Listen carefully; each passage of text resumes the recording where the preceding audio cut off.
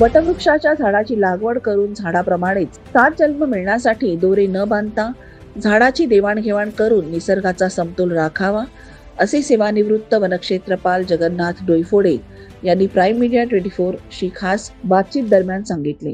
21 जून रोजी होऊ घातलेल्या विवाहित महिलांना 7 जन्माला हाच पती मिळू दे म्हणून वटपौर्णिमेला वडाच्या झाडाला धागे बांधून 7 फेरे मारतात। तदनंतर तोच धागा वडाच्या झाडाला बांधून आपल्या पतिराजाची साथ ही 7 जन्माची मिळो अशी विनवणी करतात। मग 10 सावित्रीने सार्वजनिक ठिकाणी एक वटवृक्ष लागवड करून वसुंधराचा समतोल राखावा यासाठी कायम मार्गदर्शन करणारे सेवानिवृत्त वनक्षेत्रपाल जगन्नाथ सखाराम डोईफोडे यांनी बोलताना सांगितले। प्राईम मीडिया 24 साठी प्रभाकर मांटे, बुलढाणा।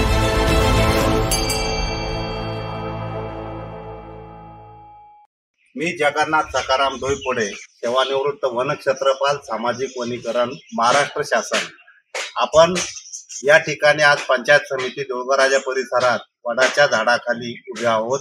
आता वट सावित्री पौर्णिमा जवळ आलेली आहे आणि चालताना माझ्या लक्षात आलं की वट सावित्री पौर्णिमेला महिला आपल्या वडाच्या झाडाला जो दोरा बांधतात, तो दोरा हा वडाच्या झाडासाठी अतिशय वाढीसाठी घातक आहे आणि हा दोरा काही दिवसानंतर काढून आणि वडाच्या खोडात जर ठेवला तर तो दोरा खार किंवा काही प्रकारचे पक्षी आहेत त्यांना घट्ट करण्यासाठी उपयोगात येऊ शकतो।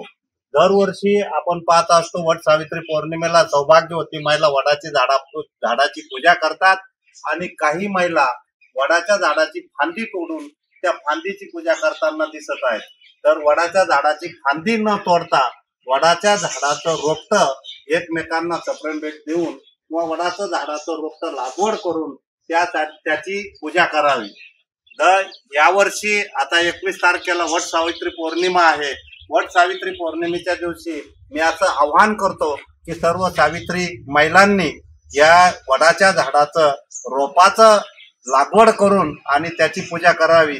त्यासाठी त्यांनी धरती बचाव परिवार, सिंदखेड राजा, देऊळगराजा ग्रुप किंवा आमच्याशी संपर्क करावा। आम्ही त्यांना विनामूल्य रोप पुरवठा करू। वडाची रोपं दरवर्षी त्यांना पुरवठा करून लागवड करण्यास आम्ही आवाहन करीत आहोत। या वट सावित्री पौर्णिमेच्या सर्व महिलांना, सर्व सौभाग्यवतींना हार्दिक शुभेच्छा। जय हिंद, जय महाराष्ट्र।